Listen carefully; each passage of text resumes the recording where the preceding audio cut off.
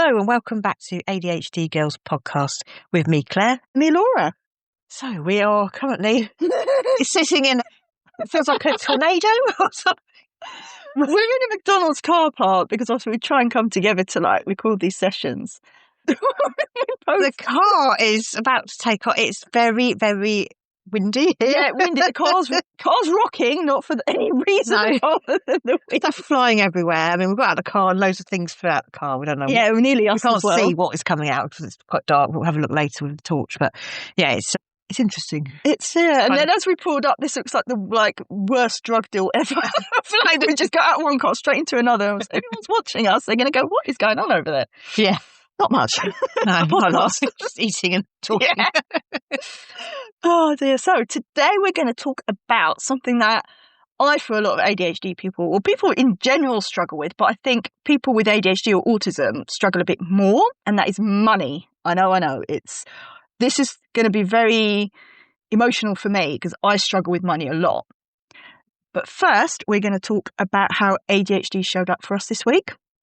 And for me, I find my brain's been quite good. It's been quite active. It's been kind of working really well until it's not. It then gets to the place of, I don't think it's exactly burnout, but it just doesn't function. It's literally the point where it needs a reset. It needs a reboot. I don't quite know what it needs because I've been eating healthily and moving and lots of water, and I'm ticking all the boxes of you're doing quite well in life. And my brain will literally just one moment to the next go, I can't read, I can't function, I can't take in the TV. And then I'm kind of stuck because I am my brain. And it's like, well, what do I do now? Because I want to do stuff, I want to do things, but my brain, it just feels like the battery's on 1%. It's on standby. It's just not functioning. So at that point, I think I'll just have to go for a little nap or just try and do something to kind of it needs to do nothing. Do you ever feel like, it's something I feel like I wish I could take my brain out and just give it a wash and rinse and just clean away all the unnecessary stuff. Yeah. Yeah. Put it back in nice and clean. And put another brain in while that one's recharging and just be like, okay, I know you need to rest. You've done well. You need to recharge now. But it's really hard, I find, to recharge your brain because with every other body function, if you need a rest or you need the bathroom or you need to drink or you need to, but with your brain, when that feels kind of on 0%, I find it really hard when, you are sleeping, you are, doing these things, going for walks and all that kind of stuff, but it still needs something. It's, for me, difficult to find what does it need when I've done what I can and it's on 0. So I just took a nap and it's still on 0. It's still not like where I'm hoping it would be, where it was last week. Where it was you need to defrag it. Yeah, that's it. Defrag. Yeah, I don't know. I need to go online and find out how do you defrag your own brain and get another one in the meantime while that one's in the process of defragging. So yeah, that's how ADHD has shown up for me this week. How about you, Claire? Yeah, just more of the same sort of overwhelm. So basically, the office environment is quite challenging for lots of reasons. But yesterday we all had a meal to celebrate somebody getting a new job, and we had pizza. It was really nice. I love pizza, but I just really struggle with eating with a group of people. There's so many to break this down. There's a lot of issues going on here. One is I find it really hard in a group of people to eat because I have to concentrate on what I'm going to eat and also try and listen and try and look like I'm listening to people and I'm going to talk to them. Going on. I'm so I have to choose the pizza. And then it's a bit competitive because everyone's trying to get the same piece of pizza. I don't eat pizza with pineapple on. And people were leaving all that one. I was like, why are people who like pineapple leaving the pineapple one? Because I don't eat pineapple on pizza. I think it's wrong. It's not really wrong. It is wrong. So I was like, leave the other stuff. So I was trying to get that. And then I was like, don't eat too much because you'll forget you'll forget yourself because you're talking and you eat too much. And then it was really hot. In the room, there was lots of smells. It was this stuff. And I was like, how am I now supposed to go back to work after this? Because it's all around my desk space. And it was really hot and I wanted to open the window and some people were like, no, don't open the window. I was like, but it stinks in here, it stinks of pizza. And it's really hot and I was getting hot and hot and hot. And I was like, I need to get out. And you just feel a bit trapped because you can't, you're in a workplace. Yeah, you can't just walk out. I mean, maybe people do, but it's difficult. And so I just felt it was quite emotional. And I just felt like I had been, we get a damp dishcloth, you just throw it around in a walk. I kind of felt like that had happened to my brain. It was just like somebody was smacking it around the head. And I was just like, oh God, this is just too much. And then I started to feel like, why are you finding it so difficult? People are managing. But I don't know how people talk and eat at the same time because I just feel like I am getting split, and there's like all different conversations going on. It's basically ADHD in a nutshell. This pizza party. Pizza party, yeah. It was really nice pizza, but then to the outside, people tiring. might be thinking you're coping. Because you're not having a screaming nervous breakdown in the middle of pizza party. No, I save that for when I leave the office. As soon as you get on the train. I walk off with the missus first. No, I know. Yeah, and you just look around going, this is just crazy. There's just too many people competing. Too much going on. Pizza and space. There was to sit, and I was like, oh, I hate that when you have to stand and it's like, I have to eat. I have to hold something. I have to hold my drink, find my drink. Someone's trying to talk to me. But then someone over there is like, and there's lights, and then it's hot, and then like there's someone munching behind me, and you're just like, no. Yeah, so that was just like this feeling of trapped, and just feeling just overstimulated. So, yeah, it was a long day yesterday, so I went home from work, and I did what I spoke about last week. I sort of went for a run afterwards. I did feel better because I've got all this energy. So I am exhausted today, but at least I think I slept reasonably well last night. I'm sleeping, yeah. I think sleep definitely helps, but like with me at the moment with my brain, it's just on a place of no. It's just no. I'm just trying to wear it out with exercise. One day you just don't wake up. What happened? Sorry. If I run another mile of it, just so my brain is wishing it'll stop shouting at me. Oh, the joys of ADHD. Yeah. Well, with that, we're going to come on to money. So, money, I find, with my ADHD, or whatever you want to call it, I find it's either 100% in control to the point where I'm down to the penny. Yes. I'm disciplined. I feel on a high of, I've got this. I don't know why I ever had problems with money because this is so basic and easy of just budgeting. This is what I do. This is what it goes on. That is it. Yeah. And I feel like such a clown for when how did I have problems with this? This is obviously, so that's when you're in God mode of I've got control and it's in flow.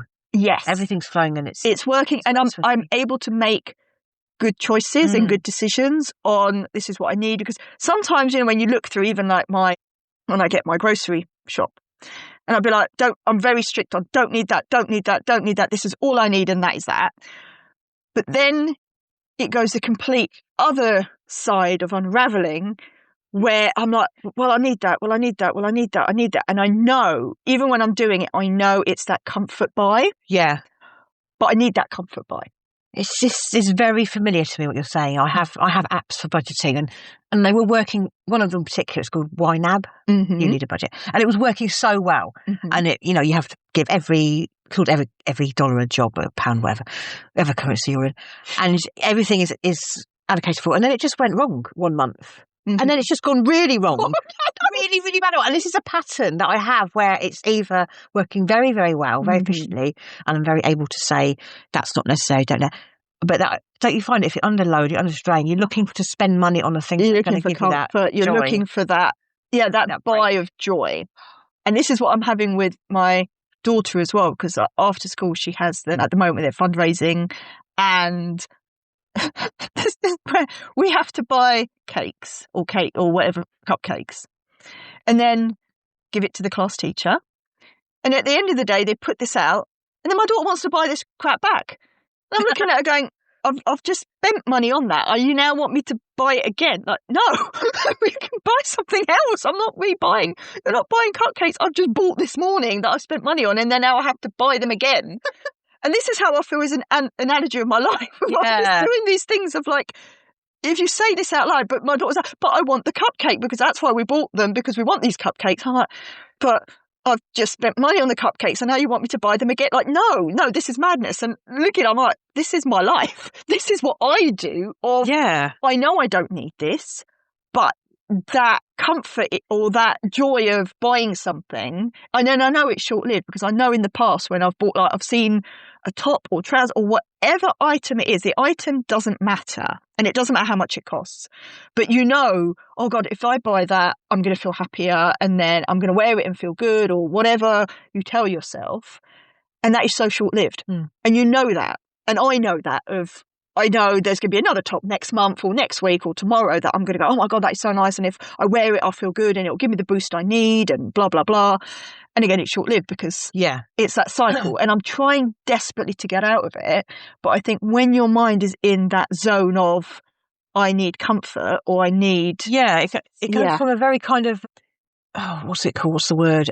Anyway, very sort of, I mustn't spend any money on that. I must get the cheapest thing I can. I don't need that. I'm going to buy everything secondhand. But then what I find is that I buy a variety of things I don't actually really like, and it hasn't hit the spot. So then I'm like, you should have just bought the thing. So that I'm trying to spend mindfully on stuff like, so I really like spending money on anything to do with running or any kind of fitness. So I'm kind of like, if I'm getting that urge to spend the money on something that is going to be short-lived, that isn't just going to waste money, I'm not going to be like, I'm trying to think, right, okay, running gives you a lot of joy, so try and, like, I bought some trainers recently which weren't too expensive, but they're still a considered purchase, and I thought, well, these are going to be something that I will wear and get a lot of use out of and a lot of joy. But yeah, it does go very much for a pattern of very draconian, don't spend any money on this, and just go for it really scrimping, almost, and then just blow the budget. It's just nothing in between. No, I find that is my pattern. And speaking to other people with ADHD, they seem to have this pattern as well. And I wish I could tell you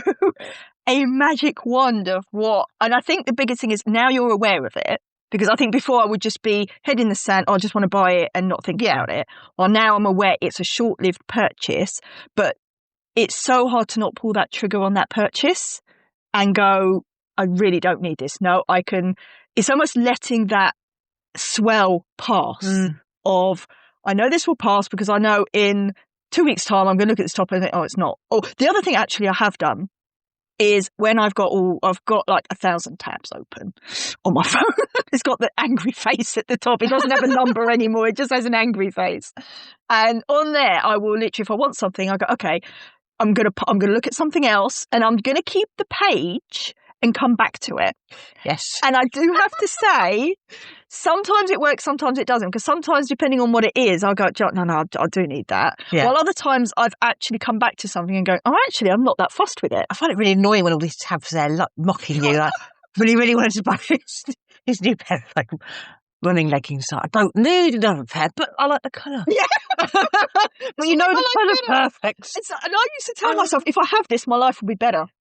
That would be the lie I tell myself. No, if I have this top. I think it's because we're dealing with like this, when we're needing to settle the brain, it's so hard. Because there's a difference between dopamine, serotonin, endorphins. I think it is dopamine because we are basically, we need that dead down, that shiny new thing, that inspiration, that novelty factor. That's all dopamine. And basically we are, so frustrated with how our day's gone or how we've failed in another aspect or just feeling... control then, I suppose. Yeah. Another aspect of control. We've got control over buying this, even though our bank balance is like, seriously. No, and it's like... We've got that I need to do control. something that will make me feel that the day isn't a waste. Something better about myself of, right, I need this hit, I need this. I guess typicals don't have this urge that we need to find that something that's going to give us pleasure. They don't have that strong urge. So it is a real thing. It is really hard to And I think the that. dopamine hit for an ADHD person is more. Yeah. Because we feel more. And so that purchase for us is, in our mind, massive. It's a big thing. It can be very emotional. It can be, yes, because I find I get so like, oh my God, but I must have this because then, and I have this whole scenario, if I have this, then this will happen, and then that, and then this, and then this, and then that. And I've built up this whole, it built up to something bigger than it is. Yeah, so you've tied in a lot of emotions to it. Feeling and... It's just a bloody top, or it's just it sounds so sad, but there were these really soft socks. Oh. And I'm like, oh my God, but to me, it's just a pair of bloody socks. And in my mind, again, would you rather have a pair of cheap, scratchy socks or the nice these really nice ones that make you feel good? See, that's the devil part of my brain. saying, listen to me, by the way. That's just what I'm just saying to myself. I find I've got two parts of me. I've got that side, that devil, I call it the little devil on my shoulder. I go, oh, but they're so soft. And, if you don't buy them now, you're not going to see them again. And then you're not going to have the pleasure of wearing them. And then there's the other side of me going, you've got 50 pairs of the same socks at home. Just sort your life out. Go home, wash, just sort, I think our brains are running it so fast and so... We're running ahead all the time. But I don't know about you, but I get this panic. I have to buy the thing or keep the thing or let's take a photo of the thing because I'm going to forget. And it's got, that's why my photos are so full of stuff I've seen or screenshots. And it's like the brain's rushing ahead all the time. We're working so hard that we haven't got time to stop and think, do we need a thing? Have we got the thing already? Yeah. And it's a real... And that newness as well of something new. Yeah.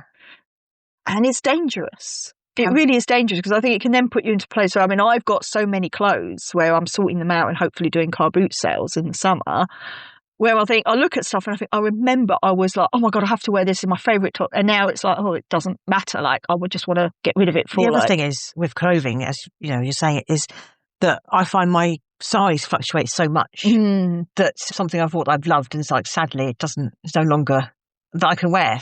Yes. And that's another aspect of money, because it's like, oh, it's another thing to have to make a decision over. Yeah. Because it's like, will I buy it for now or for a few weeks' time, or is it going to, you know, it never feels simple. No, and I think, we build it into something else where it's attached to our emotional side, that dopamine hit, then that future self where we're trying to plan, the decision making, the control.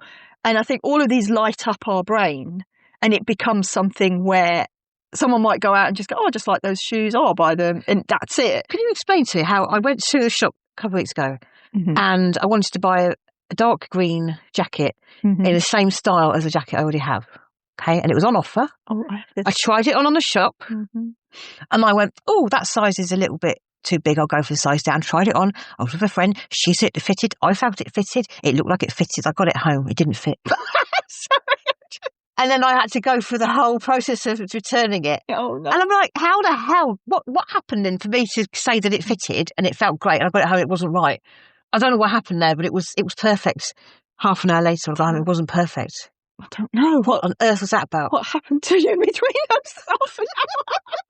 Time and space to have no meaning. It's like a drive-through on the way home. I know. And the thing is, if I was on my own, I would have gone, oh, okay, maybe you just didn't look at it properly. But a friend's also just like, no, it fitted perfect. So I was like, it doesn't anymore. And it's the same day. I thought you were going to say, because I sometimes, if I see a really nice top, and it's in different colours, I'm thinking, I have to have this because this is a perfect fit. Yeah. And for me as well, I find it has to be a certain material. It has to be soft and I have to feel comfortable. I can't have seams. I can't have it too close to me. I don't like really, really tight tops.